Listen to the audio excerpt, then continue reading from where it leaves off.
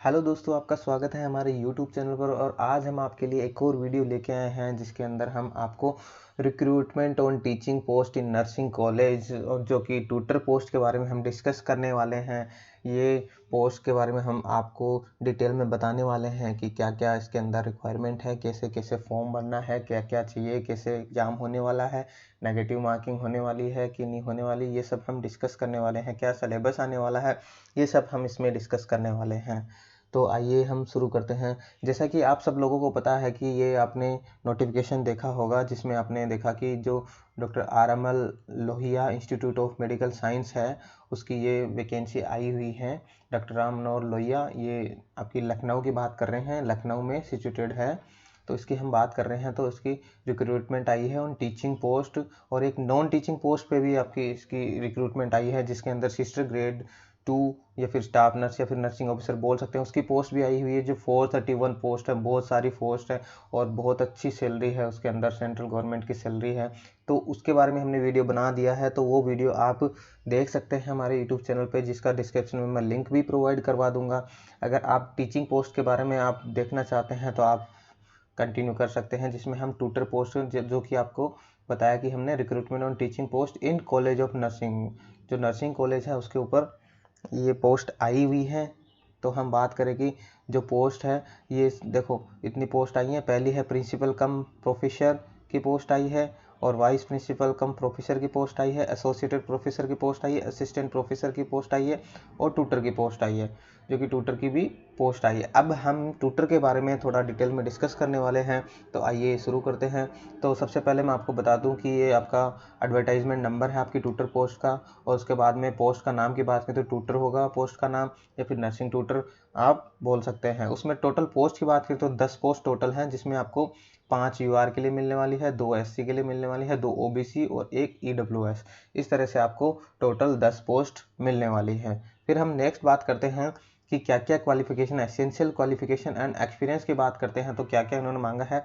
तो tutor post की बात करें तो इन्होंने MSc नर्सिंग मांगी है, MSc नर्सिंग या फिर MSc नर्सिंग हो या फिर BSc नर्सिंग या फिर पोस्ट BSc नर्सिंग, जो भी कोई आपका रिकॉग्नाइज इंस्टीट्यूट उससे होना चाहिए। और साथ में 1 साल का एक्सपीरियंस आपके पास, टीचिंग का एक्सपीरियंस होना चाहिए। ये ध्यान दें, टीचिंग का एक्सपीरियंस आपके पास होना चाहिए। यानी जो MSc नर्सिंग है वो फ्रेश भर सकते हैं, उनको एक्सपीरियंस की जरूरत नहीं है। लेकिन जो BSc और पोस्ट BSc हैं वो आप 1 साल टीचिंग एक्सपीरियंस के साथ भी अप्लाई कर सकते हैं। उसके बाद में मैं अपर एज की बात करूँ तो इसमें अपर एज 40 ईयर्स है, और जो आपका रिलैक्सेशन है वो यूपी गवर्नमेंट के अकॉर्डिंग आपको एज रिलैक्सेशन भी मिल जाएगा। जो भी कैटेगरी वाइज जो आपका रिजर्वेशन है जो आपको सब मिल जाएगा। उसके बाद में हम आगे बात करें कि इसमें क्या पे स्केल रहने वाला है, क्या अलाउंस है, तो उसकी बात करें तो पोस्ट हम ट्यूटर की बात करें हैं। ट्यूटर में आपको लेवल की बात करें तो लेवल 8 से आपकी सैलरी स्टार्ट होने वाली है, जिसमें आपका पे स्केल देखें तो वो रहने वाला आपका 47,600 से 1,51,100, ये आपका इसमें पे लेवल रहने वाला है। उसमें हम बात करें कि ये जो आपकी मिनिमम बेसिक पे एंड सेम CPC मैट्रिक्स का आपको मिलने वाला है, ये आपका मिनिमम से स्टार्ट होगा। सबसे पहले अगर आप जॉब लगते हो तो ये स्टार्ट होगा, फिर धीरे धीरे धीरे इंक्रीज होते हुए इधर बढ़ता रहता है। तो आपको बेसिक है वो आपको 47,600 से स्टार्ट होने वाला है। उसके बाद में अलाउंस, आपको सारे अलाउंस मिलने वाले हैं, जैसे आपका HRA हो गया, DA हो गया,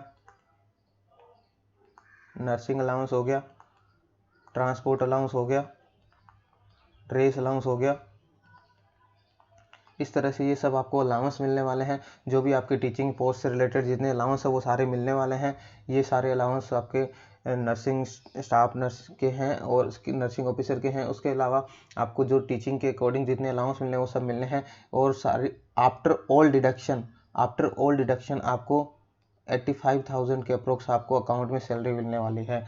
आफ्टर ऑल डिडक्शन आपको 85,000 के अप्रोक्स आपको सैलरी इन हैंड मिलने वाली है। उसके बाद में हम नेक्स्ट बात करें कि एप्लीकेशन फ़ीस है जो कि नॉन रिफंडेबल रहने वाली है, और आपको जब ऑनलाइन फॉर्म भरोगे तो आपको वो उसमें बीच में मिल जाएगी। तो हम बात करें कि कैटेगरी ऑफ एप्लीकेंट की फ़ीस की, सब कैटेगरी के हिसाब से आपकी फ़ीस की बात करते हैं। जो UR कैटेगरी है उसकी 1000 रुपये फ़ीस रहने वाली है, और 180 आपका GST है, तो इस हिसाब से 1180 रुपये आपको इसकी टोटल फ़ीस देनी है। उसके बाद में SC और ST की बात करें तो 600 रुपये, और ओबीसी और ईडब्ल्यूएस की बात करें तो 1000 रुपये, जो कि यूआर के बराबर है। 180 रुपये आपको जीएसटी देना है, 1180 रुपये आपको टोटल देना है। तो यूआर, ओबीसी और ईडब्ल्यूएस की सेम फीस रहने वाली है, 1180 आपको टोटल पे करना है। एससी एसटी की बात करें तो आपको 600 आपकी फीस रहने वाली है, जिसमें 108 रुपये आपका जीएसटी है। इस हिसाब से टोटल आपको 708 रुपये पे करने वाले हैं। जो पर्सन डिसेबिलिटीज़ के साथ में है, पीडब्ल्यूडी वाले हैं, फिजिकल हैंडीकैप्ड हैं, उनकी फीस नहीं है, उनको एग्जेम्प्टेड रखा गया है। फिर हम नेक्स्ट बात करते हैं मेथड ऑफ सिलेक्शन क्या रहने वाला है इसके अंदर। जब मेथड ऑफ सिलेक्शन की बात करते हैं तो हम देखेंगे कि जो आपका एग्ज़ाम है वो सबसे पहले आपका कंप्यूटर बेस्ड एग्ज़ाम रहने वाला है, जो कि इंग्लिश लैंग्वेज में रहेगा। ओनली आपका कंप्यूटर बेस्ड एग्ज़ाम होने वाला है, जो कि इंग्लिश लैंग्वेज में रहेगा। फिर उसके बाद में रिटन टेस्ट के बाद में इंटरव्यू भी होने वाला है। अगर डेट एंड टाइम और वेन्यू रिटन टेस्ट की बात करें तो वो आपको जो आपका हॉल टिकट है या कॉलेटर है उसमें आपको बता दिया जाएगा, वेबसाइट के ऊपर अपडेट कर देंगे वो। उसके बाद में हम नेक्स्ट बात करते हैं कि एग्जामिनेशन पैटर्न क्या रहेगा।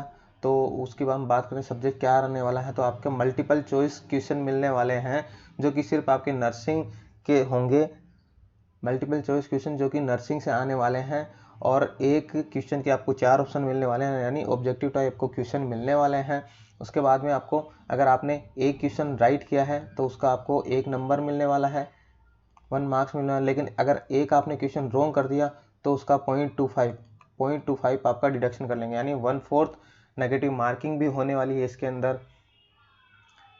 यानी 1/4 आपकी नेगेटिव मार्किंग होने वाली है। उसके बाद में टोटल क्वेश्चन की बात करें तो आपको 80 क्वेश्चन मिलने वाले हैं, जिसमें आपको 100 मिनट दी जाएगी।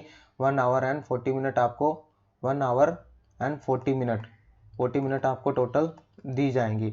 1 घंटे 40 मिनट का आपका पेपर होने वाला है, और 80 क्वेश्चन मिलने वाले हैं जिसके अंदर, और एक का 1 मार्क्स और नेगेटिव हुआ तो 1/4 या फिर 0.25 आपका डिडक्ट कर लिया जाएगा राइट में से।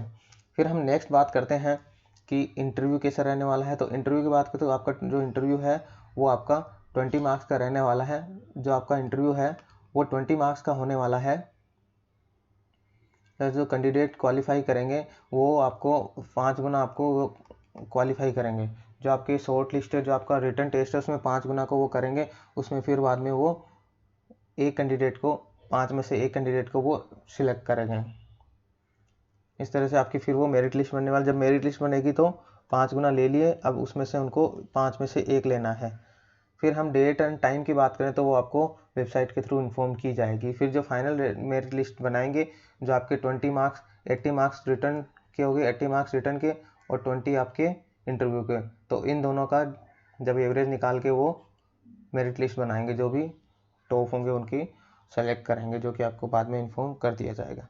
उसके बाद में हम बात करें कि ऑनलाइन जो एप्लीकेशन है वो सिर्फ ऑनलाइन फॉर्म में भरी जानी है, आपको ऑफलाइन फॉर्म में नहीं भरी जाएगी।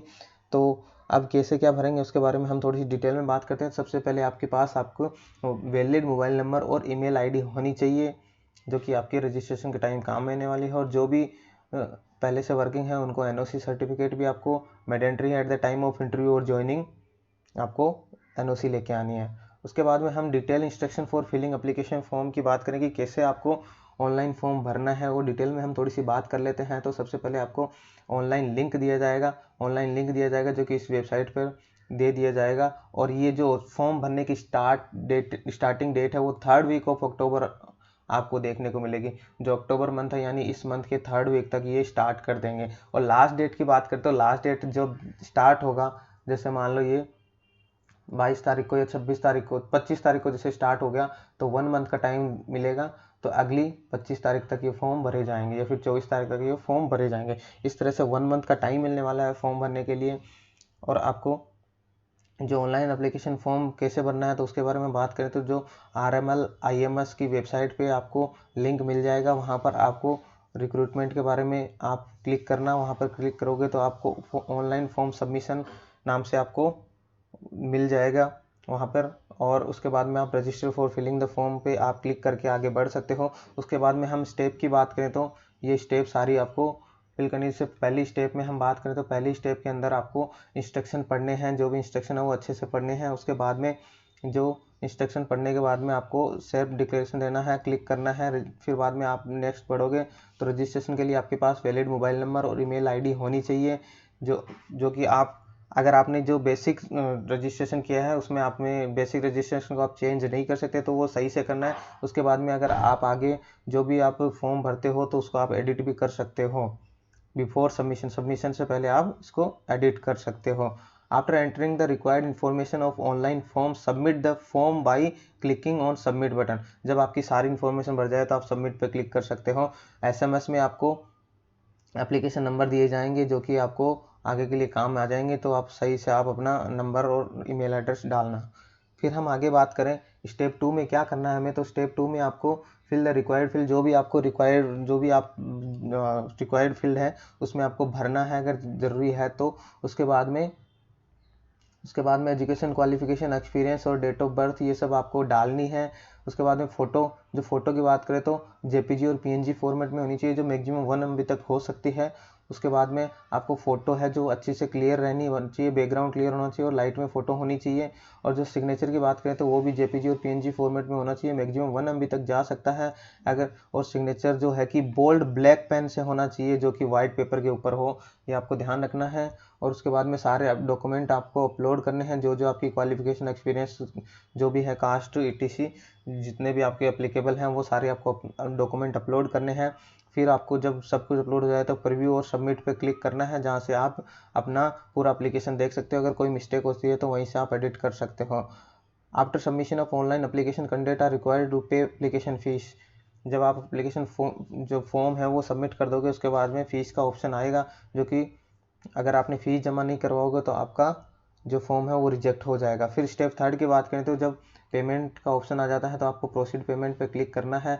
जब पेमेंट कंप्लीट हो जाता है, पेमेंट कंप्लीट होने के बाद में आपका फॉर्म सबमिट हो जाएगा। और अगर आपको लगता है कि आपका पेमेंट नहीं हुआ या फिर कोई भी एरर की वजह से कोई दिक्कत होती है तो आप दोबारा से लॉग आउट करके लॉगिन करें और वहाँ पर आप ट्रांजैक्शन स्टेटस में जाके आप देख सकते हैं, प्रीवियस ट्रांजैक्शन स्टेटस में जाके आप देख सकते हैं कि अपना पेमेंट सक्सेसफुल हुआ या नहीं हुआ। तो वहाँ पर सक्सेसफुल दिखा देगा। अगर कोई छोटी मोटी एरर की वजह से आपके पैसे कट गए और वहाँ पर आगे प्रोसीड नहीं हुआ था तो यहाँ पे आपको दिखा देगा। फिर आपको जो ऑनलाइन फॉर्म है उसको आप डाउनलोड कर लेना है या फिर प्रिंट करके रख लेना है, आगे के लिए आपको काम आएगा। फिर बाद में जो फीस है वो आपकी एक बार अगर पे कर दी तो दोबारा आपको नहीं मिलने वाली है। आप सोचो कि दोबारा रिफंड हो जाएगी, तो ऐसा कुछ नहीं होने वाला है। एक बार फीस पे कर दी तो बस कुछ नहीं होने वाला। फिर उसके बाद में फिर हम कुछ चीज़ें हमें ध्यान रखनी है, तो क्या क्या रखनी है तो आप देख लें। जो भी आपका एप्लीकेशन है उसका रेफरेंस आपको फ्यूचर रेफरेंस के लिए आपको रखना है, और कोई भी आपको आगे वापस नहीं भेजना है, जो भी इंस्टीट्यूट में नहीं भेजना है। आरएमएल आईएमएस लखनऊ आपको कुछ सेंड नहीं करना है। आपको जो भी करना है सब ऑनलाइन करना है, जो कि आपको स्टेप बाय स्टेप आपको बताती है। उसके बाद में self certified copy of matriculation age proof ये आपको अपने पास में रखना है। और सेल्फ सर्टिफाइड कास्ट सर्टिफिकेट रखना है आपको, जो कि 6 महीने के यूपी गवर्नमेंट का होना चाहिए और विदिन 6 मंथ का आपका होना चाहिए। विदिन 6 मंथ का होना चाहिए, एग्जाम से पहले पहले विदिन 6 मंथ अगर आपका एक्सपायर हो रहा तो आप रिन्यू करवा सकते हो।